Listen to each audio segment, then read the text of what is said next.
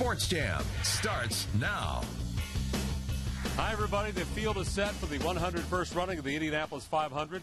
Dave Calabro along with Rich Nye. Fastest laps we've seen in 21 years. What a fun day. It was. I know people still harken back to the days of 4 days of qualifying, and of course this used to be bump day. Yeah. But this new Fast 9 format is really something they've hit on with success. It creates a lot of drama right at the end of the weekend, right to the last minute.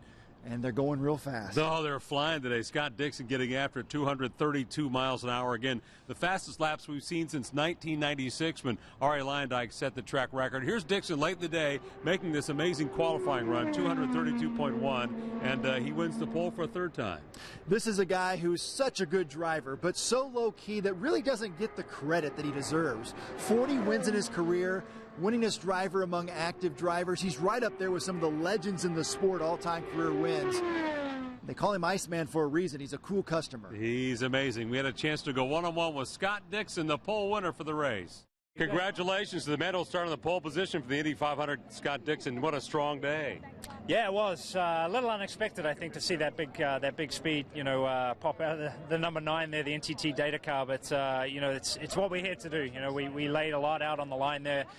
Chris, my engineer, trimmed it out big time, and the whole, pre-line before we go out, I'm like, Chris, man, we trimmed too much, and it worked out. But I've got to give a shout out to Sebastian Bourdais too. Went and saw him this morning, and it's good to see he's on a mend after such a horrific crash yesterday. And I think, to be honest, he would have been the guy that we would have been racing for the pole. Fastest speeds we've seen in 21 years. This place was hopping. People were into it today. How proud are you to be up front again? It was cool. The fans here are fantastic. The whole time sitting in the pre-line there and hearing when a new speed went up and the crowd, standing on their feet and erupting is what makes this place. And, we're very lucky to embrace this city and live in Indianapolis. And I'm pretty much a Hoosier now, I think, after sort of 18 years. So it's good to be here. And obviously this is, the first step, being on the pole, starting on the pole. But what counts for us is next week. Third time starting from the pole position. You've already won once from there. Can you do it again? Do you like this car? Yeah, the car's been good. I think we've been building on it. The race car, we struggled a little bit at the start of the week, and I'd say we're sort of 85-90% there right now. We got a little bit more to find, but hopefully tomorrow with the 4 hours of running and then carb day, we can dial it in that little bit more. But the goal is obviously to repeat 2008 and see if we can steal another victory here. Congratulations! Show off your cute little daughters here. It's Poppy and Tilly. You guys can say hi. Say hi. Say hi. Say way to go, Dad.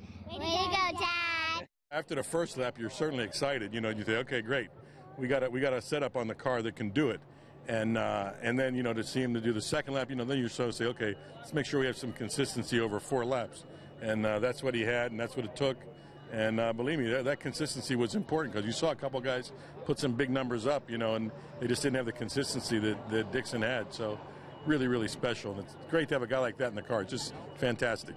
He won from pole back in 08. He's had a lot of success up front at this place. What would it mean for Scott? I know we still have a lot of work to go, but what would it mean for Scott to continue his dominance, once again rewriting the record books, which he does every week in this sport?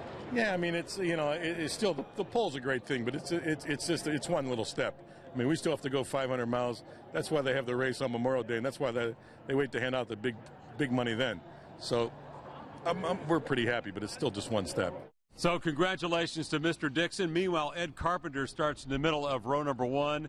A 2-time pole winner. Looked like he may steal the pole away from Dixon late. Of course, he had the pressure of being last to go out. Yeah. And he said, once Dixon put down that amazing run, he was like, I'm not so sure I can catch him.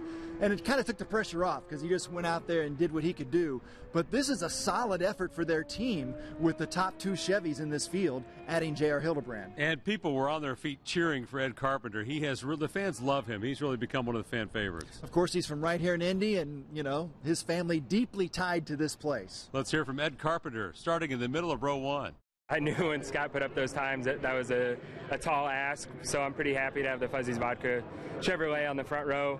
Proud of the effort of the team. We've got one on the front row, one on the second row, the top 2 qualified Chevrolets.